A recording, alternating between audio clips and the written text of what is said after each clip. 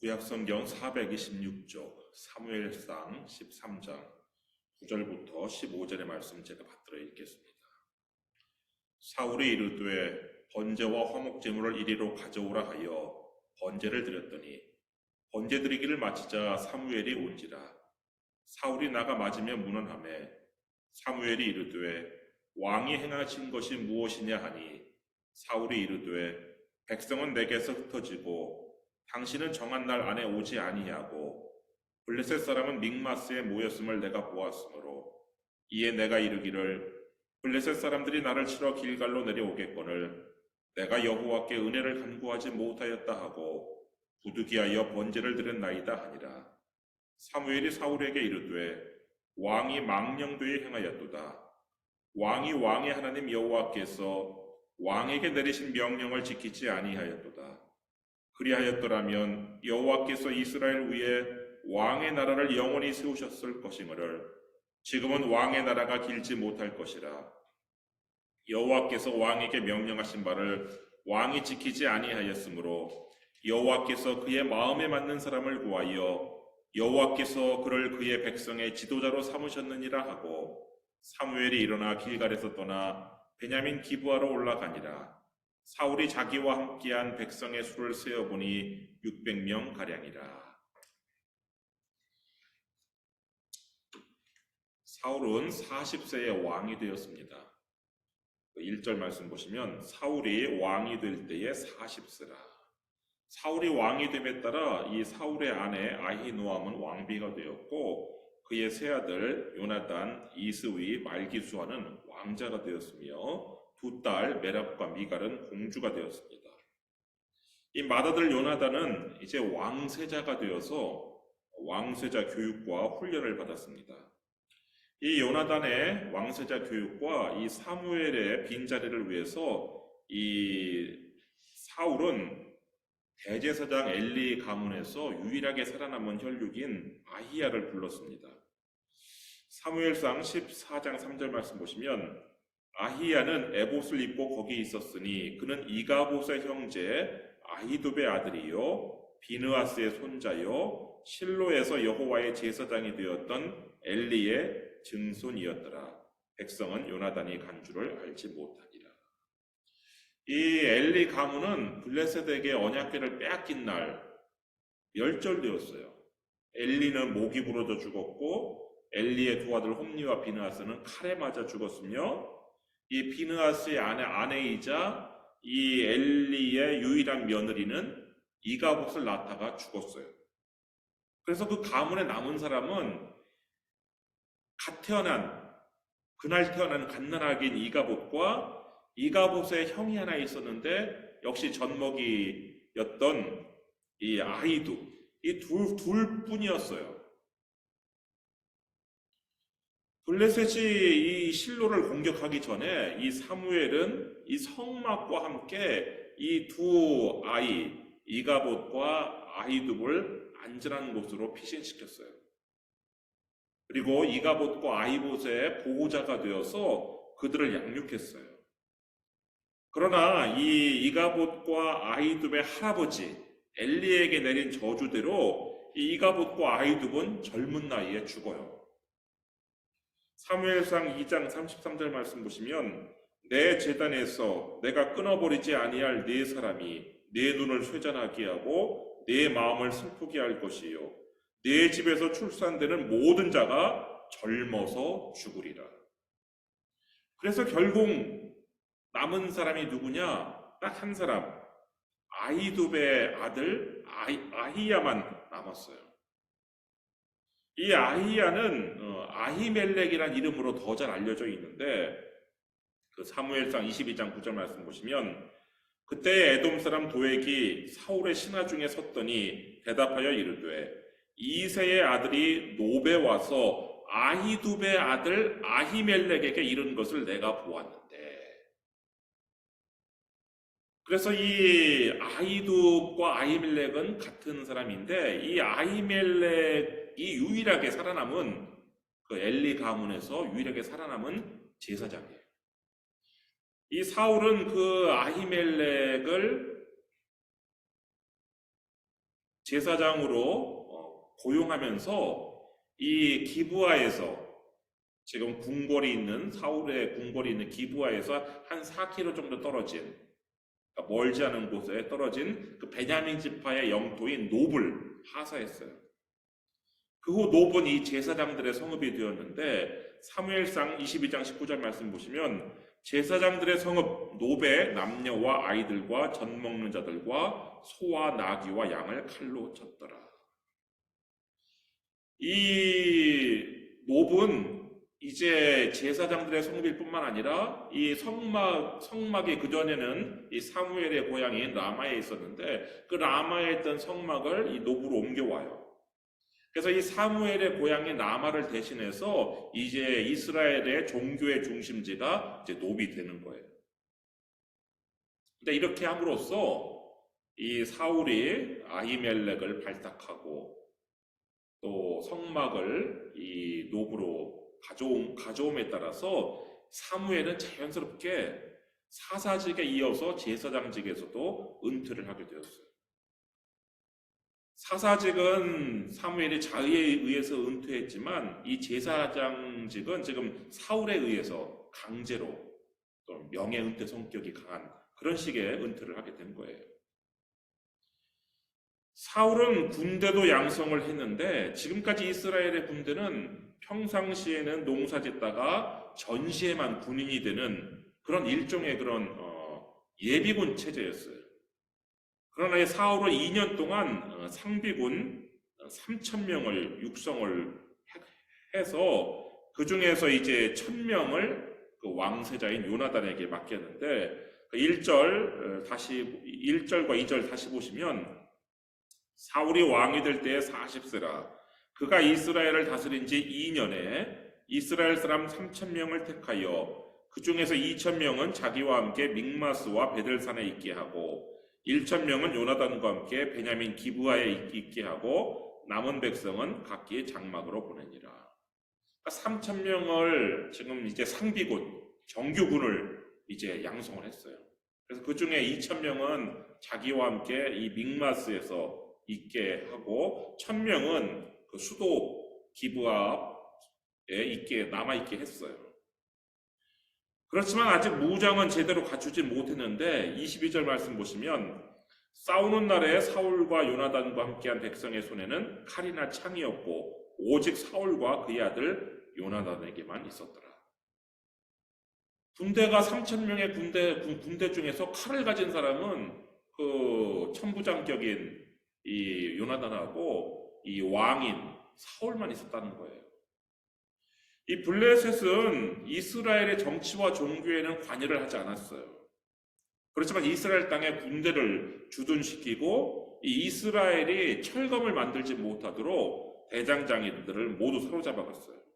19절 말씀 보시면 그때 이스라엘 온 땅에 철공이 없었으니 이는 블레셋 사람들이 말하기를 히브리 사람이 칼이나 창을 만들까 두렵다 하였습니다. 그래서 유일하게 이 이스라엘 사람들에게 허락된 철로 된 기구는 농기구밖에 없었어요.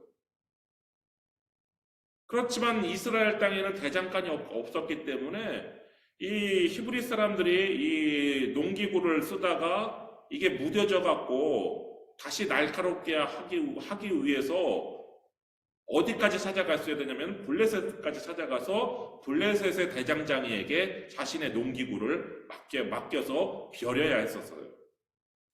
거기에 20절 말씀 보시면 온 이스라엘 사람들이 각기 보습이나 삽이나 도끼나 괭이를 벼리려면 블레셋 사람들에게로 내려갔었는데 그러니까 뭐 삽 하나 이거 날카롭게 그걸 벼리는 거라고 그러는데 벼리려면 그냥 블레셋까지 가야 되는 거예요. 그리고 블레셋의 대장장이들은 자기네 그 동족들한테는 예를 들어 몇십 불이면 해주는 거를 이 히브리 사람들한테는 10배를 받는 거예요. 몇백 불. 그래서 아주 비싼 값을 주고 울며 겨자 먹기로 벼려야 했었어요. 이런 상황이니까 지금 이 사울 왕이 철검으로 자신의 군대 3,000명을 무장시키려면 블레셋 몰래 다른 나라에서 비싼 돈을 주고 3,000자루의 칼을 철검을 수입하든가 아니면 블레셋으로부터 탈취하는 방법밖에 없는 거예요. 근데 사울 왕국에 아직 돈이 없어요. 재정이 안 돼서 사울은 후자를 택해요. 그래서 요나단에게 이 기브아에 있는 블레셋 수비대가 있었는데 그 수비대를 공격해서 그 무기고를 탈취하라는 그런 명령을 내려요.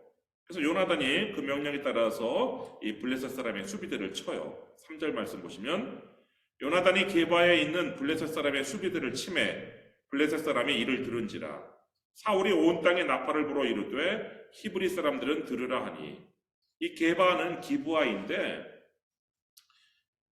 요나단은 1000명이나 되는 그 수적인 우세를 가지고 이 기브아에 있는 이 블레셋 사람의 수비대는 소수의 수비대가 있었기 때문에 수적인 우세로 이 소수의 블레셋 수비대를 격파할 수 있었어요. 그리고 무기고를 탈취했어요. 근데 이 소식을 들은 이 블레셋의 왕들이 5 왕들이 대군을 이끌고 이스라엘을 쳐들어온 거예요. 그 5절 말씀 보시면 블레셋 사람들이 이스라엘과 싸우려고 모였는데 병거가 3만이요 마병이 6,000명이요 백성은 해변에 모래같이 많더라. 그들이 올라와 베다웬 동쪽 믹마스에 진침해. 블레셋이 동원한 이 군대가요 일단 3만 대의 병거대, 지금으로 말하면 3만 대의 전차를 끌고 온 거예요. 지금 3,000명 무장도 제대로 되어 있지 않은 이 이스라엘 군대와 싸우기 위해서 3만 대의 전차를 끌고 왔어요. 그리고 6,000명의 기병대, 그리고 수를 셀 수도 없이 많아서 해변에 모래같이 많다라고 표현된 보병 부대를 이끌고 지금 원래 사울의 군대 2,000명의 군대가 주둔하였던 믹마스로 진격을 했어요. 그래서 그 자리에 진을 쳤어요. 그러니까 사울의 군대는 다른 데로 이동을 했는데 어디로 이동했냐? 길갈로 이동을 했어요. 이때 사울은 자신의 군대를 길갈로 이동시키고 그 길갈에서 온 이스라엘에 동원령을 내렸어요. 그래서 이스라엘 젊은 사람들이 다 집에서 쓰던 농기구를 들고 싸우러 길갈로 모였어요. 4절 말씀 보시면 온 이스라엘이 사울이 블레셋 사람들의 수비대를 친 것과 이스라엘이 블레셋 사람들의 미움을 받게 되었다 함을 듣고 그 백성이 길갈로 모여 사울을 따르니라. 그러나 그것도 잠시 이 블레셋의 3만 대의 병거대와 6,000명의 기병대와 해변에 모래같이 많은 이 보병 부대가 왔다는 그 소식 앞에서 이 오합지졸에 불과한 이스라엘은 숨고 도망치기 바빴어요. 6절 말씀 보시면 이스라엘 사람들의 위급함을 보고 절박하여 굴과 수풀과 바위 틈과 은밀한 곳과 웅덩이에 숨으며 뿐만 아니라 어떤 사람들은 도망을 치는데 어디까지 도망을 쳤느냐? 요단강 건너 동편으로 길르앗 땅으로 더 가나안 땅을 떠나서 아주 길르앗 땅으로 도망을 쳤어요. 그 7절 말씀 보시면 어떤 히브리 사람들은 요단을 건너 갓과 길르앗 땅으로 가되 사울은 아직 길갈에 있고 그를 따른 모든 백성은 떨더라. 그나마 사울을 따르던 군인들도 전부 다 떨었어요. 떨만하죠. 지금 블레셋이 3만 대의 병거들을 동원했는데 그 3만 대의 병거 부대 앞에서 그냥 이스라엘 군대는 이제 전멸하게 생겼으니까 떨만도 하죠. 이런 상황이 되자 사울은 아마 이런 상황까지는 예측을 못했던 것 같아요. 블레셋이 이렇게 막 총력전으로 나올 줄은 예상하지 못했던 것 같은데 이런 상황이 되자 사울은 사무엘에게 도움을 요청해요. 자신이 강제로 은퇴시킨 그 사무엘에게 도움을 요청하는데 아주 오래전에 사무엘이 사사로 있던 시절에 이스라엘이 블레셋과의 전쟁에서 승리한 적이 있었어요. 어떻게 승리했어요? 이 이스라엘 백성들이 이 사무엘에게 우리를 위해서 기도해 주십시오. 그래서 이 사무엘이 온전한 번제를 드리면서 하나님께 기도하자 하나님께서 하늘에서 큰 우레를 내리셔가지고 이 블레셋 군대를 혼비백산하게 만들어서 블레셋이 이스라엘에게 진 적이 있었어요. 그리고 길갈에서 지금 이 사울이 있는 이 길갈에서 불과 2년 전에 사울의 대관식이 있던 날, 그날 사무엘의 은퇴식도 같이 있었던 그날, 사무엘이 하나님께 기도하자 하나님께서 큰 우레와 비를 내리셔서 이 백성들이 하나님과 사무엘을 두렵게 한 적이 있었어요. 사울이 그거를 기억하고 사무엘이 기도하면 하나님께서 우레를 내리시지? 아주 오래전에 하나님께서 우레를 내리셔서 블레셋을 패하게 하신 적이 있었지? 이거를 생각하고서는 사무엘에게 자신이 은퇴시킨 사무엘을 길갈로 오도록 사람을 보냈어요. 사무엘은 늙어서 거동이 불편했지만 이 국가적 위기 앞에서 길갈로 가겠다고 약속하면서 일주일만 기다려달라고 이렇게 회신을 했어요. 사울은 일주일을 기다렸어요. 근데 이 노쇠한 사무엘이 약속한 시간을 딱 맞추지 못했어요. 8절 말씀 보시면 사울은 사무엘이 정한 기한대로 이레 동안을 기다렸으나 사무엘이 길갈로 오지 아니하매 백성이 사울에게서 흩어지는지라.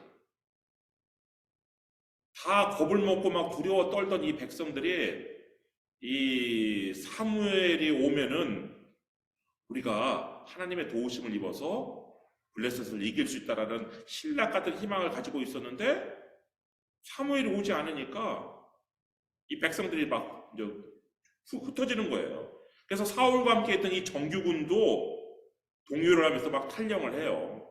그래서 몇 명 남았느냐? 지금 사울 왕한테 600명만 남았어요. 15절 말씀 보시면 사무엘이 일어나 길갈에서 떠나 베냐민 기브아로 올라가니라. 사울이 자기와 함께한 백성의 수를 세어보니 600명 가량이라.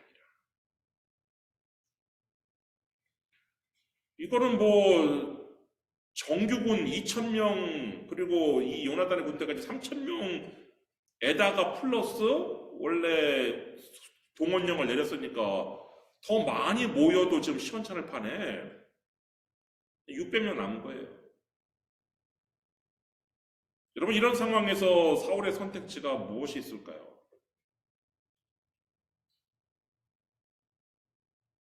사무엘을 조금 더 기다릴까?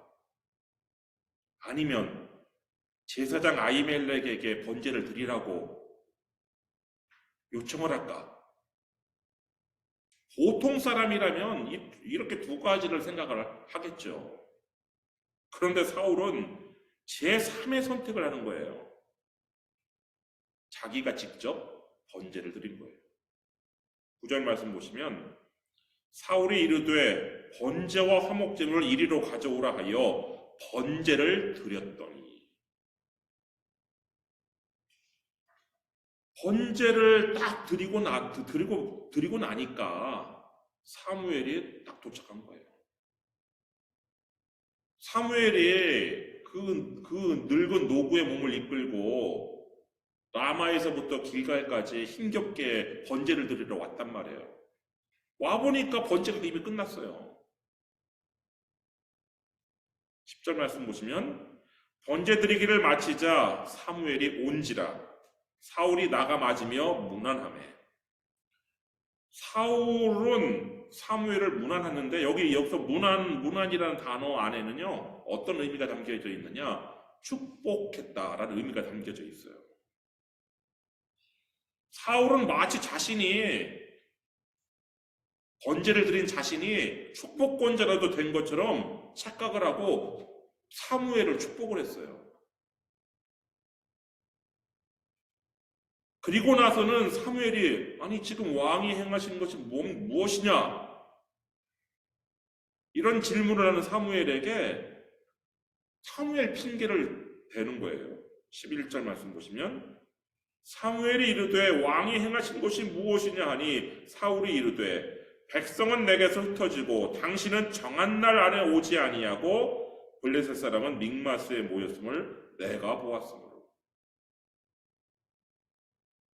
그리고 자신의 행동을 합리화해요. 12절. 이에 내가 이르기를 블레셋 사람들이 나를 치러 길갈로 내려오겠거늘 내가 여호와께 은혜를 간구하지 못하였다 하고 부득이하여 번제를 드렸나이다. 여러분, 사울이 정말 부득이해서 번제를 드렸나요? 사실 몇 시간 더 기다리지 못한 거잖아요. 번제를 드리는데 시간이 몇 날 며칠 걸리는 게 아니잖아요. 단지 그 몇 시간 더 못 기다린 거 아니에요. 그리고 지금 꼭 굳이 번제를 드려야 되겠다면 대제사장 아히멜렉도 있잖아요. 그럼 아히멜렉에게 번제를 드리라고 할 수도 있잖아요. 사무엘은요, 이 사울의 이 행동을 망령된 일로 규정을 해요. 13절 말씀 보시면 사무엘이 사울에게 이르되 왕이 망령되이 행하였도다. 왕이 왕의 하나님 여호와께서 왕에게 내리신 명령을 지키지 아니하였도다. 그리하였더라면 여호와께서 이스라엘 위에 왕의 나라를 영원히 세우셨을 것이거늘.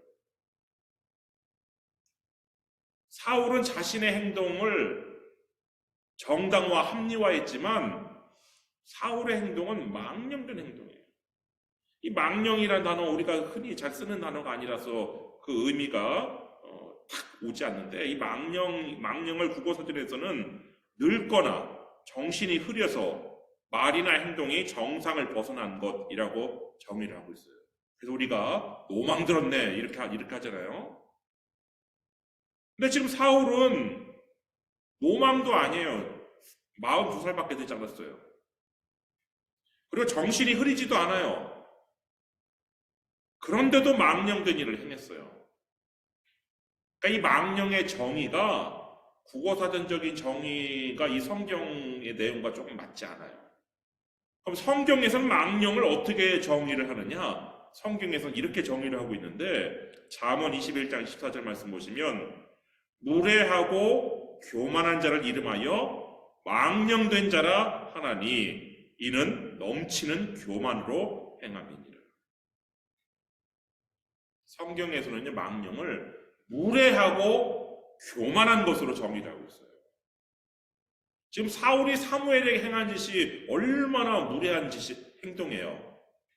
사람 불러놓고 망신주기나 다름없는 짓을 한 거란 말이에요. 지금 그 백성들 앞에서 사무엘은 번제 드리러 왔다가 이 사울이 홀라당 번제를 드리는 바람에 그냥 왔다가 그냥 머쓱하고 그냥 돌아가야 되는 거예요. 사람 불러놓고 망신주기처럼 무례한 행동은 없는 것이죠. 그럼 아예 부르지를 말든가, 처음부터 자신이 하든가. 힘들게 왔더니, 일주일 넘게 걸려서 힘들게 왔더니 그냥 돌아가야 되는 거예요. 얼마나 이 무례한 짓이에요. 그것보다도 더 잘못된 것은 넘치는 교만이라는 거예요. 사울이 직접 지금 번제를 드린 것은, 사무엘을 대신해서 번제를 드린 것은 넘치는 교만으로 행한 짓이에요. 사울이 사실 그 몇 시간을 못 기다려서 번제를 드렸을까? 아마 사울은 이런 생각을 갖고 있었던 것 같아요. 사무엘을 기다리는 일주일 내내 나도 기름 부음 받았는데 내가 직접 드릴까? 내가 직접 번제 드려도 되지 않을까? 그러다가 사무엘이 딱 정한 약속된 시간에 도착하지 않으니까 그걸 핑계로, 그걸 트집 잡아갖고 딱 잡아가지고 딱 자신이 드렸다라고밖에 볼 수 없는 거예요.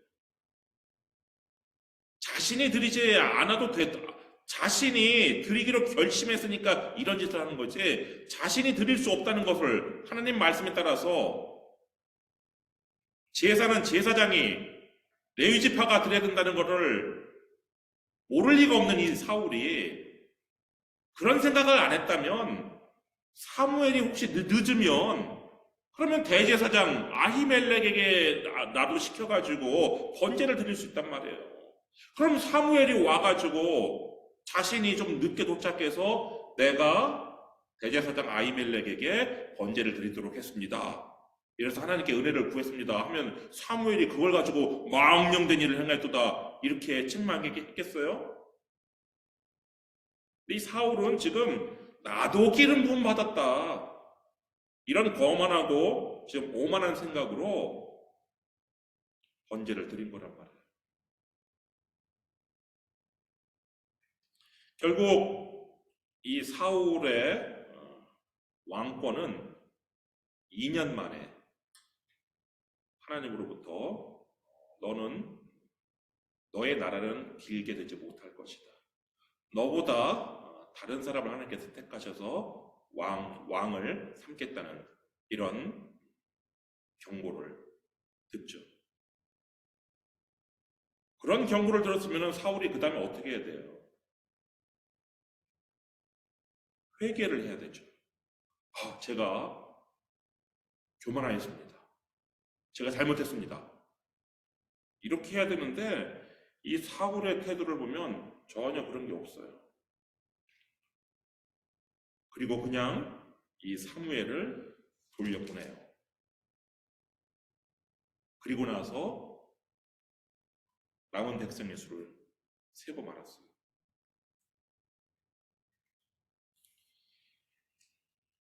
우리가 망령된 짓을 할 수도 있어요. 그런데 회개를 하면 그나마 희망이 있어요. 근데 이 회개하지 않는 이 사울은 이제 희망이 사라진 거예요. 여러분들이 절대로 잠시 왕이 되었다라고, 잠시 어떤 영예를 얻었다고, 잠시 어떤 힘을 얻었다고 교만해서 무례하게 행동하면 망령된 일을 행하는 것이고, 사람이 망령된 자가 되면 희망은 없는 거예요.